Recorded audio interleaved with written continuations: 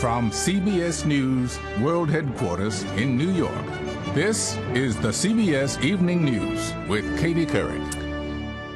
And this is a special Western edition. Good evening, everyone. We begin with breaking election news. In the Senate, where the Republicans need to win 10 Democratic seats to take control, CBS News estimates they've won 3 so far. But first, let's talk about the House of Representatives, because CBS News is now projecting the GOP has taken over control of the House. They have gained the 218 seats they need to take over control from the Democrats. This is a big stunner, even though it was expected. And it's a huge development for not only the Republicans in Washington, but a huge disappointment for the Obama administration, because in many ways it's a referendum on the president and the Democratic agenda as well. Let's go to Nancy Cordes. And Nancy, how did this happen and what was the strategy?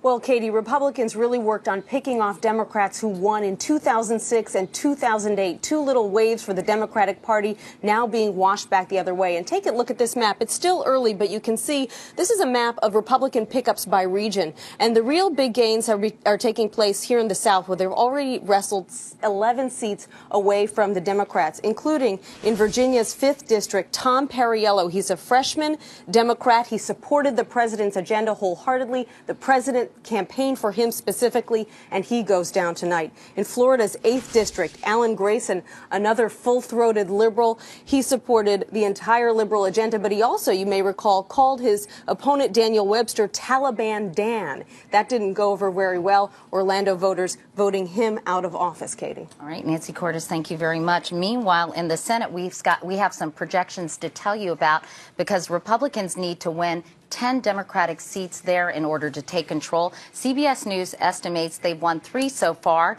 In North Dakota, John Hoeven has won the seat held by retiring Senator Byron Dorgan. In Arkansas, Republican John Bozeman has unseated incumbent Democrat Blanche Lincoln. Meanwhile, in Indiana, Dan Coates takes the seat of retiring Democrat Evan Bayh. But in West Virginia, and this is very important, a key hold for the Democrats, CBS News projects Joe Manchin has won Robert Byrd's former seat. And in Connecticut, Democrat Richard Blumenthal is the projected winner in his race against Republican Linda McMahon, who is the former CEO of the WWE. Apparently, her wrestling connections turned off some women voters.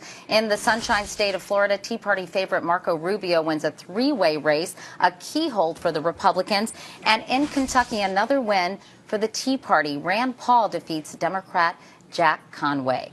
Bob Schieffer is our chief Washington correspondent and anchor of Face the Nation. Jeff Greenfield, our senior political correspondent. Before we talk about the Senate and what's going on there, gentlemen, let's talk about what's happened in the House of Representatives. A major victory for Republicans tonight. And the question is not will they regain control, but by how many seats will they regain control, Bob? Well, I mean, the Republicans said from the beginning this was not an election about them. It was a referendum on Barack Obama. And it turns out they're probably right. I mean, voters that went to the polls tonight sent a message to Barack Obama. Most of the people who voted tonight voted and said they did not approve of Barack Obama. Most of the people who voted tonight overwhelmingly said the economy was the big problem. This was not just a referendum of Barack Obama. It was really kind of a reputing Barack Obama when you come right down to it. He said he was going to change things, and he didn't. Whether he could have or not, that's another question. But I think that's what people held against him, Katie. Meanwhile, Jeff, when you take a look at the profile of voters who have turned out today, the coalition that he so successfully gathered together in 2008 has been framed significantly. No question. Women that went overwhelmingly for Obama in 2008 are splitting their votes evenly, and since men are going heavily Republican, that tells you where the majority is. Independents that went for Obama by 18 points 2 years ago, they're going heavily for Republicans now. And the dissatisfaction with the economy and the performance of government in the hands of Democrats for the last 2 years, I think is the key to this whole night, and certainly why the Republicans are going to be holding the House. Meanwhile, in the Senate, they've got to run the table because, as we mentioned, the Democrats were able to hold on to Chris Dodd's seat in Connecticut, also that very important West Virginia seat, which was neck and neck with a popular governor, Joe Manchin, running against businessman John Racy, but they held on there. So now with the seats that are left, they've got to get them all, don't they? They do. I mean, holding West Virginia and holding Connecticut for the Democrats may produce what little good news the Democrats have tonight, and that is it's going to be very difficult now for Republicans to take control of the Senate. It looks like now, they haven't done it yet, but it looks like Democrats will hold on to control of the Senate. It'd be hard for Republicans to do it now. So not much good news for Democrats tonight, but maybe that's a little good because news. Significant inroads in the Senate, whether they take control or not, making it harder to get that filibuster-proof 60-vote majority for the Democrats and putting Barack Obama's agenda at serious risk. That 60 votes is now going to be down to 51 or 52. You need 60 votes to pass everything except congratulations to George Washington. And I don't know how they get anything through the Senate, even with this thin majority. Well, let's go to Chip Reed at the White House because he's standing by. And Chip, obviously the White House anticipated this blowout in the House of Representatives. Or are they at least breathing a sigh of relief about how things are unfolding in the Senate so far? I tell you, Katie, if they're breathing, nobody really knows because the silence here is deafening. And I just walked into the press area in the West Wing where we in the media can actually walk in and talk to people. It was completely deserted. Everybody has scattered to either to other parts of the West Wing or they've simply gone home. They have gone under at this point, and it's not clear what they're going to say to us tonight. If anything, they may just wait for the president to give his response tomorrow when he holds his press conference at 1 in the afternoon Eastern time. I read that he's going to talk about the importance of bipartisanship. Do you think they will? How will the White House change its tone and approach towards their Republican brethren in Congress? Well, that's the $64,000 question right now, Katie. I'm sure it's being heatedly debated at the White House tonight, and it will be tomorrow. Do they really sincerely offer an olive branch to the Republicans? Do they say, okay, you won, we cry uncle, we're going to work with you? Or do they keep a bit of that combative tone and say, hey, as the president has done all through this campaign, saying, I'm the one who wanted to work together, you're the ones who did not? I would not be surprised if you still hear a little bit of that tone. I don't think they're going to simply give in and say, you won, we're ready to compromise with you. I think it's going to be a standoff for quite a while here. I mean, these are political warriors. They've been doing this for a long time now. I don't suddenly expect them to change dramatically overnight. On the other hand, I do expect a lot of words about compromise from the president tomorrow. All right, Chip Reed at the White House. Thank you so much, Chip. Well, if the silence is deafening at the White House, it's the message is being heard loud and clear by the Tea Party, and Byron Pitts is at a Tea Party in the nation's capital. Byron, I was going to say happy days are here again, but I don't think the Tea Partiers are big fans of FDR. No, that's right, Katie. It was the exact opposite of what happened at the White House. When it was announced on television that the Republicans had regained control of the House, this room erupted. People were chanting. It sort of reminded you of a moment during the Winter Olympics when the U.S. Olympic team beat the Russians. People were chanting USA, USA, hugging each other. So this was a big night for the Tea Party because they're clear that the Republicans would not have had that success without their help. Joining us now is Jenny Beth Martin. She's the co-founder of the Tea Party Patriots. It's the largest Tea Party organization. What was that moment like for you? People were hugging each other when they announced that the Republicans had regained control of the House. It's really a good feeling. It's just not about the Republican Party. It is a victory for liberty, and it's a victory for our Constitution. How do you explain your success? 2 years ago, the Tea Party didn't exist, and tonight you're kingmakers. Well, we are a grassroots, bottom-up organization. Our core values were created by ordinary Americans across the country. Fiscal responsibility, constitutionally limited government, and free markets. They resonate. The Americans in this country know what they want out of their government. This organization, for better or worse at times, has been labeled as angry. I've not seen any anger in the room this evening. I don't think you see any anger right now. We love our country. We're happy and we're proud of our country. The frustration has been that those who are elected to represent us are not listening and haven't listened. All right. Thank you so much. Thank you. Katie, she made a point earlier when we were talking that the people, the Republicans elected tonight, if they don't do what they want to see done in the next 2 years, they will campaign just as hard against them. Katie, back to you. All right, Byron, thank you very much. Byron Pitts in the nation's capital. Meanwhile, how did the Republicans put this victory together? Anthony Mason is monitoring exit poll results for us in our exit poll studio tonight. Anthony, how did they do it? Well, we want to look at three key factors here that contributed to the Republican victory, Katie. The first of them is white voters. Republicans picked up 60% of white voters today. That's a 9 percentage point surge from the last midterm election 4 years ago. The other significant factor, Tea Party voters. Now, 40% of the voters in our exit poll described themselves as supporters of the Tea Party. And in effect, they became a block vote. 87% of Tea Party supporters went Republican. Finally, independents. Obama won independence back in 2008 with 52%. They describe themselves today as much more conservative, and they go for the Republicans by 55 or 40%. Three key swings that go Republican today, Katie, and make the difference. All right, Anthony Mason. Anthony, thank you. Let's go to Jamal Simmons, who is our Democratic strategist here at CBS, and Dan Bartlett, our Republican strategist. You know, Jamal, let me ask you, does this mean the president might be more conciliatory towards the Republicans? How is he going to have to navigate this new terrain? Katie, in 2008, voters voted for change. It looks like in 2010, Democrats didn't change things fast enough. And what you've seen in what we've seen just for what Anthony was reporting, the electorate changed. There are older voters, there's less diverse voters, the young voters didn't show up. So the president's kind of put in a box. He's got to, on one hand, show the independents who voted against him today in the House that he can cooperate with these Republicans, offer sort of a fig leaf. But then at the same time, he's got to do something that keeps the young voters and the more diverse voters who he needs to show up for him in 2012 inspired and stand up for the things they believe in. So he's a little bit in the box. He's got to walk this line with both feet to hold on to the independence that he needs and encourage those voters who showed up for him in 2008 to come back in 12.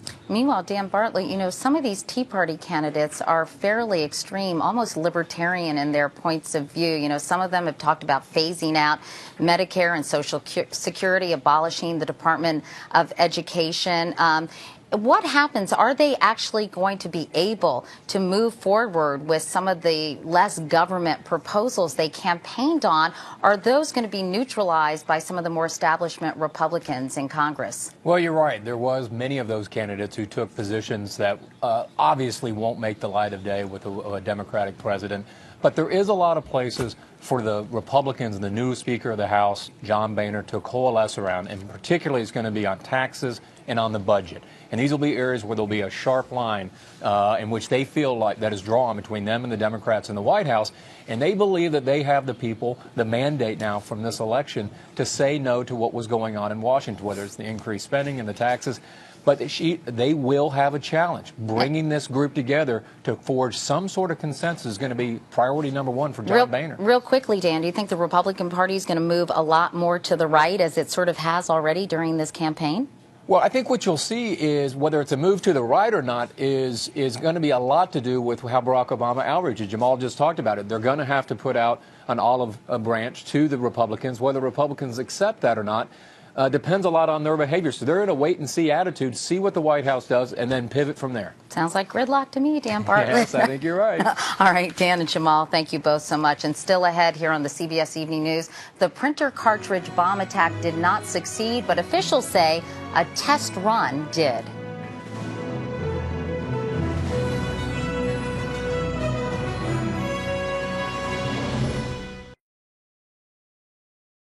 Baghdad was hit tonight by a series of coordinated attacks, at least 13 using everything from car bombs to mortars. The targets were public squares, shopping districts, and restaurants, mostly in Shiite areas. 76 people were killed, more than 200 wounded.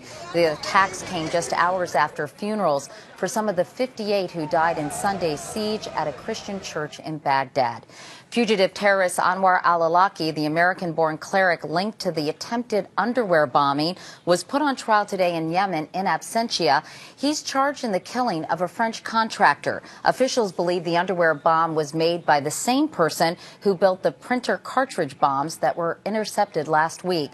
And as Homeland Security correspondent Bob Orr reports, the plotters may have made a dry run. In mid-September, U.S. intelligence got a credible tip that someone, possibly connected with al-Qaeda in the Arabian Peninsula, had just shipped 3 packages to Chicago. The information was so specific, counterterrorism agents overseas were able to intercept and search the packages. Inside were papers, religious books, computer materials, and other common items like compact discs. But the boxes contained no threats, no explosives, and no hint that Chicago might be a terror target. So the packages went on to their Chicago destinations, which turned up no connections to the Yemen terror group. Now law enforcement officials suspect those September shipments may have been a dry run, a test of air cargo and distribution logistics.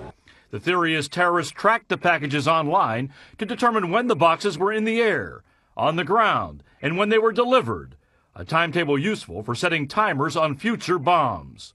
Sources say the two printer bombs found Friday in Great Britain and Dubai appeared to have timing mechanisms and were once again destined for Chicago. The printer bombs were also stopped by a specific tip, and intelligence officials say that dry run helped drive a rapid response this time, when the threat was real. Bob Orr, CBS News, Washington. There is still no cure for the common cold, but there's a way to reduce your chances of getting one. That story is next. Hoping to avoid feeling run down by the common cold? Well, try running or some other form of exercise. A study out today found that people who exercised for 20 minutes 5 days a week cut their risk of getting a cold by 43%. Researchers suggest that exercise boosts the immune system.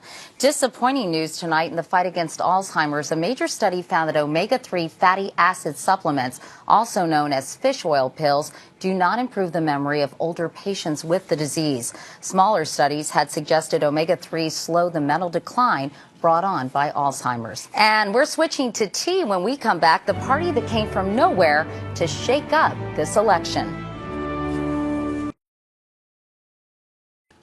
Updating our top story now, it is a whole new ballgame in Washington, D.C. CBS News is now projecting that when all the votes are counted, the GOP will win control of the new House of Representatives. They will have more than the 218 seats they need to do that. Nancy Pelosi, who made history as the first woman to be Speaker of the House, will be passing the gavel to the GOP, presumably to John Boehner of Ohio. As for the Senate, the Republicans will have a hard time taking control of that body. They need a net gain of 10 seats. So far, they've picked up 3. In North Dakota, John Hoeven has won the seat held by retiring Democrat Byron Dorgan. In Arkansas, Republican John Bozeman has unseated incumbent Democrat Blanche Lincoln.